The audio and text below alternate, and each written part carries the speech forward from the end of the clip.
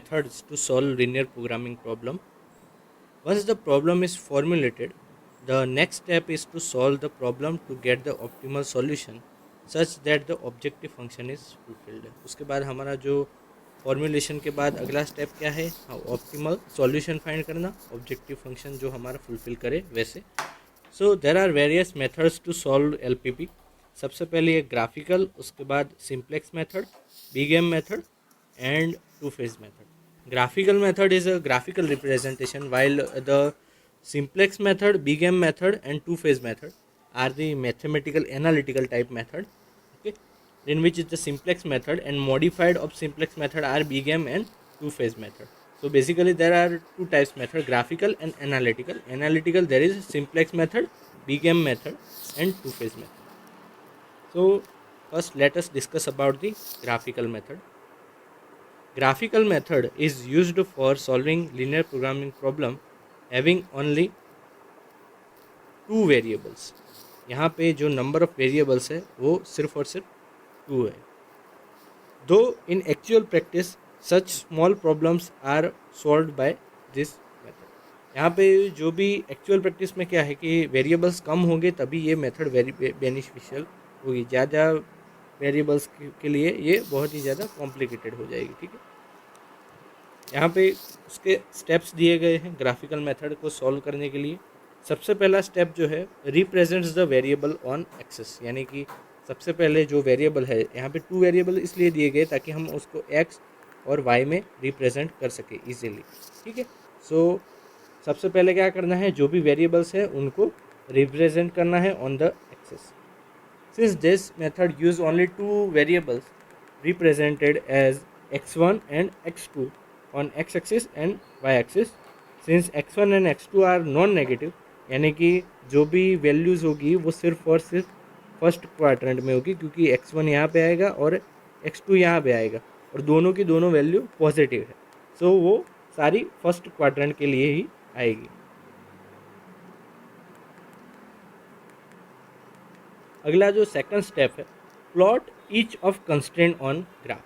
अभी जो हमको प्रीवियस हमने फॉर्मुलेशन में देखी कि जैसे कि एक कंस्ट्रेंट है 2x1 plus 3x2 less than और इक्वल टू 8, जैसे कि ये एक कंस्ट्रेंट है तो उसको हमको प्लॉट करना है. ये एक लीनियर इक्वेशन है. ठीक है, सो यहाँ पे दो पॉइंट मिलेंगे इसमें x1 और x2 के लिए. सो उसको लाइन के फॉर्म में हमको रिप्रेजेंट करना होगा. जैसे कि ये एक प्लॉट है तो यहाँ पे ऐसे लाइन मिलेगी उस कंस्ट्रेंट की, फिर दूसरी लाइन हमको फाइंड करनी होगी दूसरी कंस्ट्रेंट के लिए, और दोनों का जो फिजिबल ये एरिया मिलेगा, दोनों के अंदर जो आता होगा एरिया, वो ही हमारा फिजिबल रीजन होगा. ठीक है, सो सबसे पहले हमको प्लॉट करना होगा each constraint on graph. Plot constraint given in terms of either inequality और इक्वालिटी.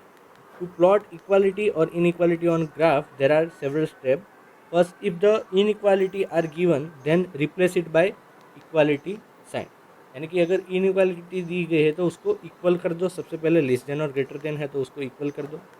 दूसरा स्टेप क्या है, determine where the equations intersects on the axis. यानी कि जो भी हमारी एक्सिस है वहाँ पे कहाँ पे इंटरसेक्ट करते हैं वो पॉइंट्स हमको फाइंड करने होंगे. ठीक है, या जैसे कि यहाँ पे कोई पॉइंट्स है तो वो पॉइंट्स हमको फाइंड करने होंगे कि कहाँ पे वो इंटरसेक्ट कर रही है. To find where the equation crosses the x2 and x2 axis, set x1 equal to 0 and solve the equation for the value of x2. यानी कि सबसे पहले क्या करना होगा, जो भी इक्वेशन है उसमें x2 इक्वल टू हमको क्या करना होगा वो फाइंड करना है, तो x1 इक्वल टू सबसे पहले 0 ले लेंगे. ठीक है, similarly to find the where the equation crosses the x1 axis, जैसे कि ये x1 एक्सिस है और ये x2 एक्सिस है. तो यहाँ पे सिमिलरली क्या करना होगा, यहाँ पे x2 0 लेंगे तो x1 की वैल्यू मिलेगी. सो यहाँ पे कौन कौन से पॉइंट पे वो इंटरसेक्ट करता है वो हमको फाइंड करके लाइन प्रोड्यूस करनी है. ठीक है, mark this intersection on the axis and connect them with a straight line. यानी कि ये इंटरसेक्शन को हमको मार्क करना है और उनको कनेक्ट करना है using straight line. Third step, identify feasible region. जो मैंने डिफाइन किया था उसके अंदर कि जैसे कि ये एक यहाँ पे फिजिबल रीजन मिला हमको, सो ये हो गया हमारा फिजिबल रीजन, दोनों कंस्ट्रेंट के थ्रू जो भी इंटरसेक्ट करके एरिया मिलेगा, ठीक है, वो होगा feasible region. If the constraint is less than or equal to type, then the area on or below the constraint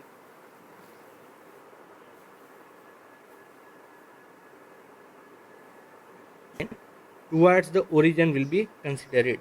यानी कि अगर ये यहाँ पे इक्वेशन है कि जैसे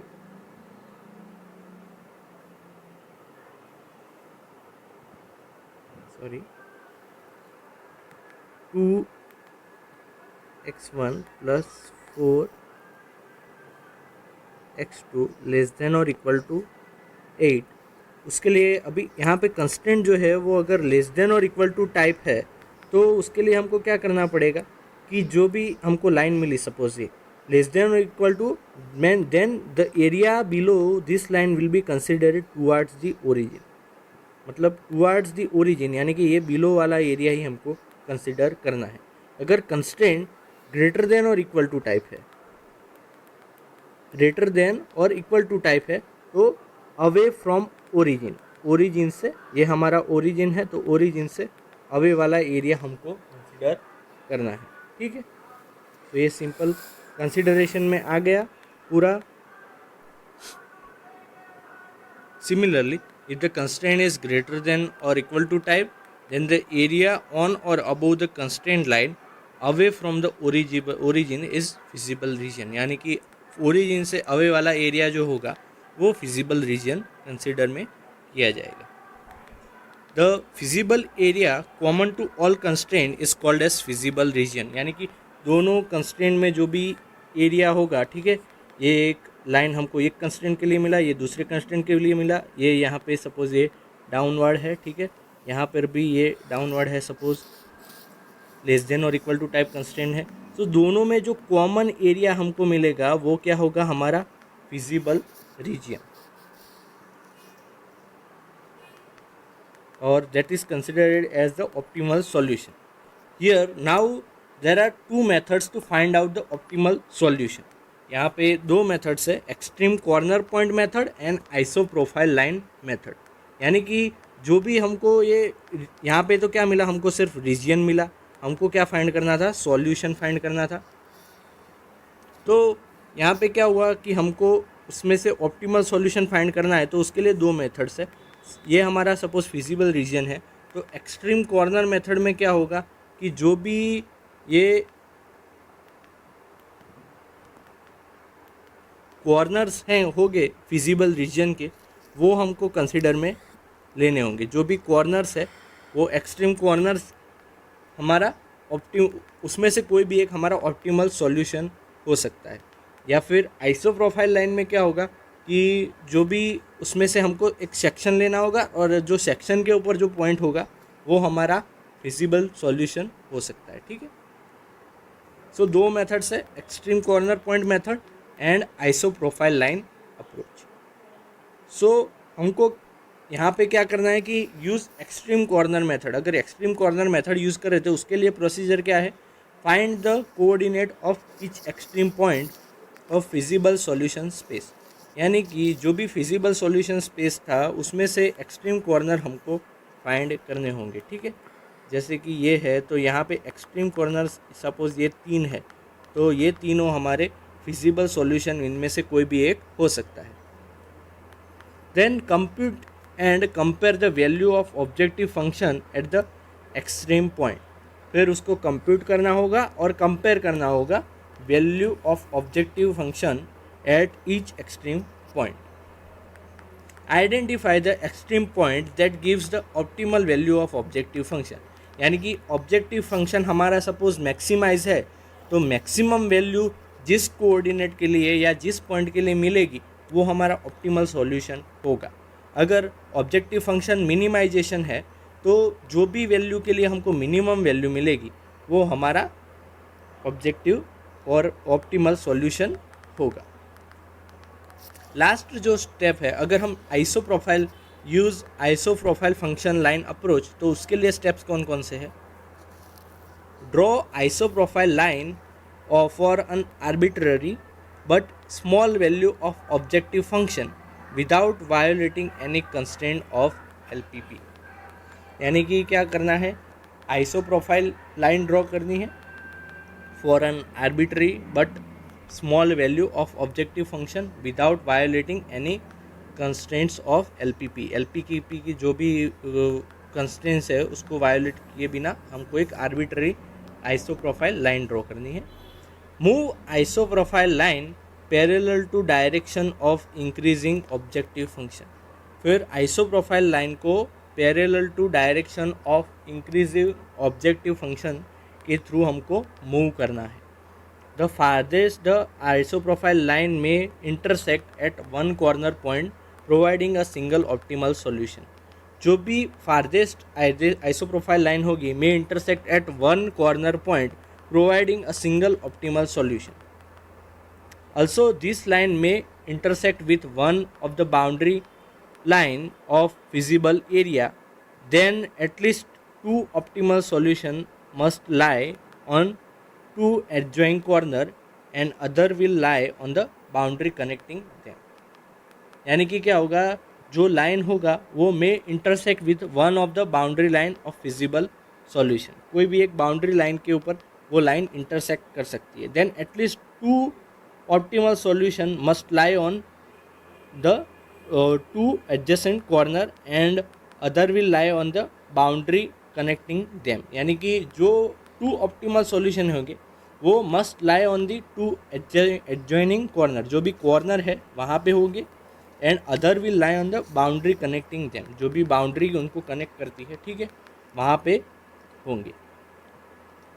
However, if isoprofile line goes on without limit for the constraint, then an unbounded solution would exist। अगर आइसोप्रोफाइल लाइन में कोई भी अगर लिमिट नहीं है, विदाउट लिमिट वो अगर जा रही, तो उसमें क्या होगा, अनबाउंडेड सॉल्यूशन एग्जिस्ट करेगा, मतलब कोई सॉल्यूशन उसमें नहीं मिलेगा। This usually indicates an error in formulating LP model. यानी कि हमारी एलपी मॉडल को फॉर्मुलेट करने में कुछ एरर हुई है, ठीक है। तो ये सारे थे steps of graphical method. Now let us take one example of graphical method.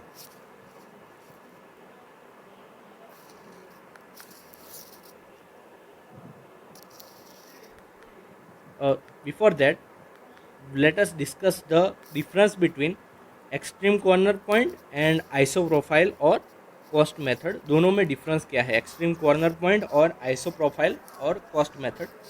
तो जो एक्सट्रीम कॉर्नर मेथड है उसमें हमको क्या करना है, जो भी कॉर्नर पॉइंट है identify of each extreme point of feasible region. जैसे कि ये हमारा प्लॉट है सपोज, सो यहाँ पे जो भी एक्सट्रीम पॉइंट फिजिबल रीजन है हमारा, ये सपोज ये वाला फिजिबल रीजन है, सो उसके लिए जो भी एक्सट्रीम कॉर्नर है वो होंगे हमारे फिजिबल सॉल्यूशन, पॉसिबल सॉल्यूशन हमको वहाँ से मिलेगा।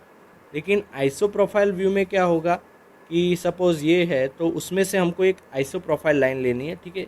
ऐसे सपोज़ ये वाली लाइन ली तो उसके अंदर जो पॉइंट मिलेंगे उसमें से कोई भी एक वो फिजिबल सॉल्यूशन हो सकता है।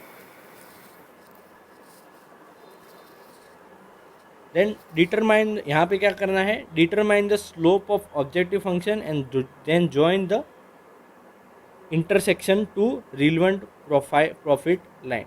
यानी कि जो भी ऑब्जेक्टिव फंक्शन का इक्वेशन हमको मालूम है सपोज, तो उसका हमको स्लोप फाइंड करना है और उसी स्लोप को यूज़ करके हमको एक प्रोफाइल लाइन जनरेट करनी है, ताकि हमको डायरेक्टली जो भी इंटरसेक्टिंग पॉइंट है वहाँ से ऑब्जेक्टिव जो ऑप्टिमल सॉल्यूशन है वो मिल जाए। Then compute the profit at each extreme point by substituting that point coordinate into objective function। यहाँ पे क्या करना है कि जो प्रॉफिट हमको फाइंड करना है एक्सट्रीम पॉइंट के लिए by putting the value of extreme point into the objective function. यहाँ पे क्या करना है, in case of maximization maintain the same slope through a series of parallel lines and move towards the right until it touches the feasible region at any one point। यहाँ पे क्या करना है, सपोज यहाँ पे ये फिजिबल रीजन है। रुको मैं थोड़ा इसको एनलार्ज कर देता हूँ।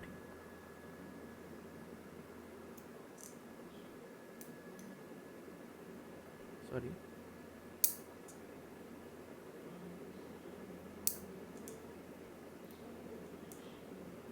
सो यहाँ पे सपोज हम एक लाइन लेते हैं iso profile line, then we have to move it towards the right. Suppose ये पहली लाइन ली, ठीक है, उसके बाद ये दूसरी लाइन ली, तो जब तक एक कॉर्नर पॉइंट हमको मिल नहीं जाता जो हमको ऑप्टिमल फिजिबल सॉल्यूशन दे, तो वहाँ पे पैरेलल लाइंस हमको ड्रॉ करनी पड़ेगी।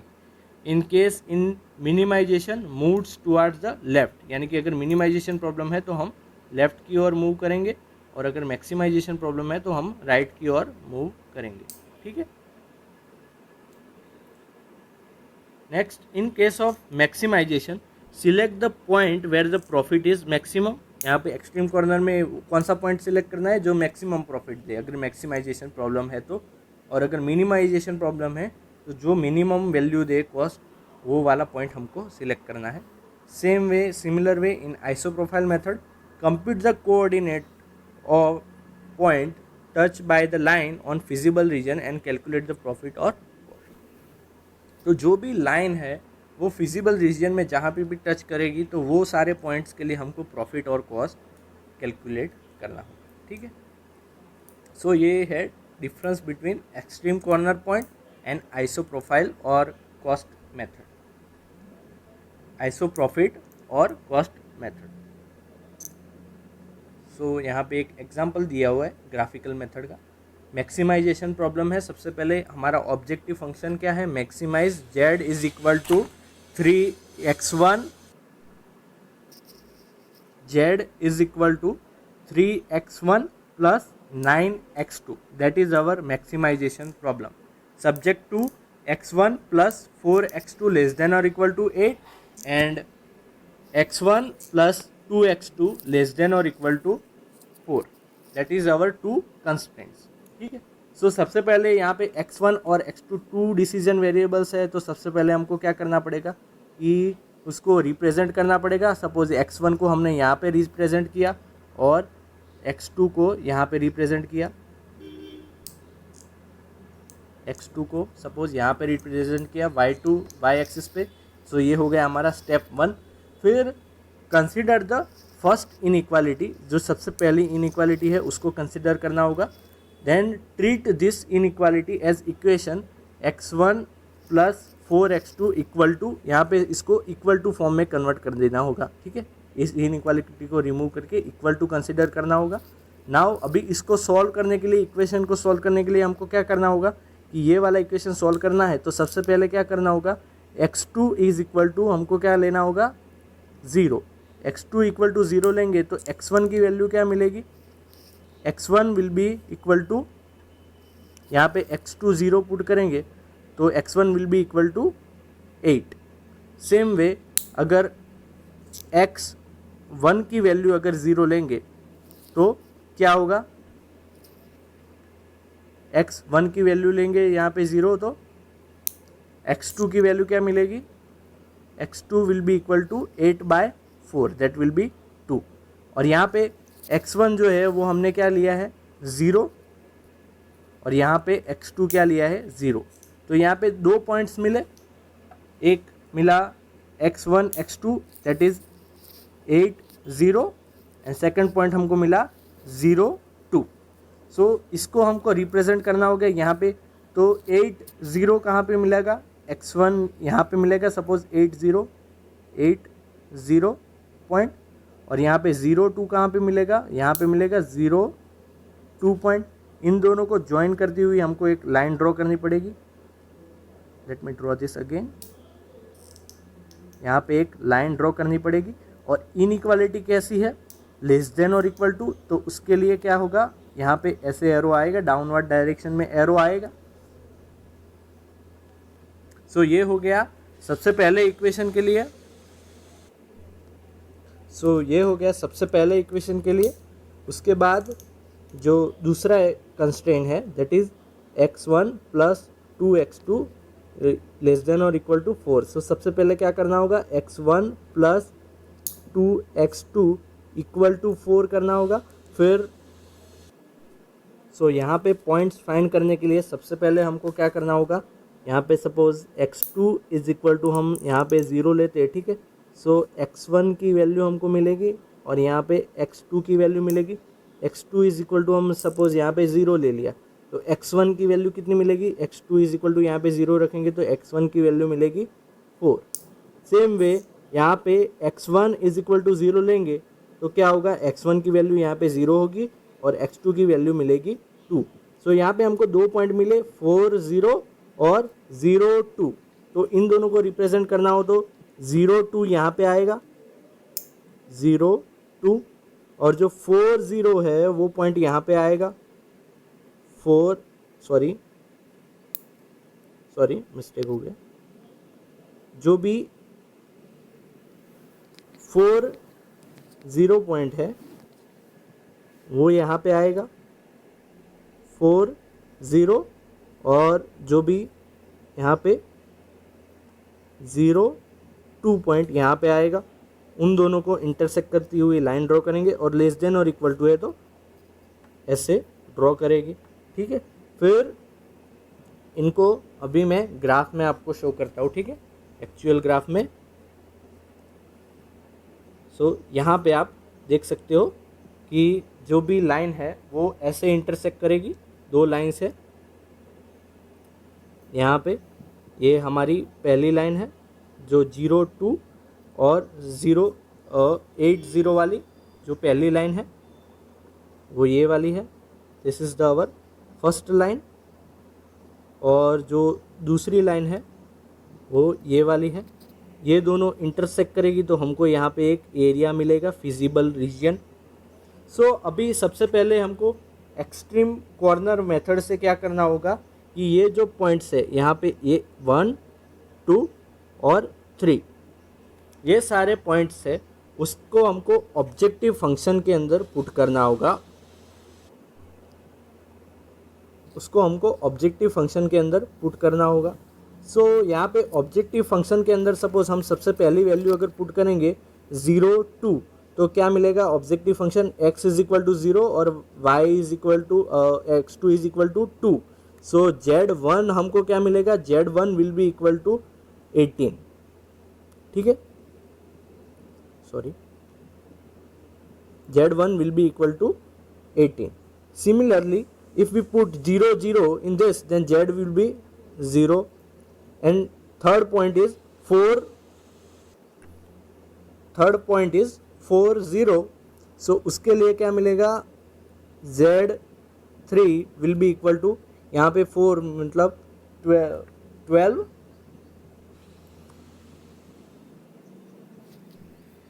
z3 will be equal to 12। इन तीनों वैल्यू में से जो भी मैक्सिमम वैल्यू होगी वो होगी z1 इज इक्वल टू 18। वो होगी हमारी maximum value. This is the extreme corner method for z is equal to 18। उसके बाद जो अगली मेथड है आइसोप्रॉफिट और कॉस्ट मेथड, उसके अंदर क्या होगा, जो हमको वैल्यू पुट करनी होगी, यहाँ पे सबसे पहले जो भी यहाँ पे ऑब्जेक्टिव फंक्शन है z, उसके लिए स्लोप फाइंड करना होगा, slope is equal to -a/b। यहाँ पे जो स्लोप होगा वो मिलेगा -1/3। अभी इस स्लोप के लिए हमको क्या करनी होगी, लाइंस ड्रॉ करनी होगी, ठीक है।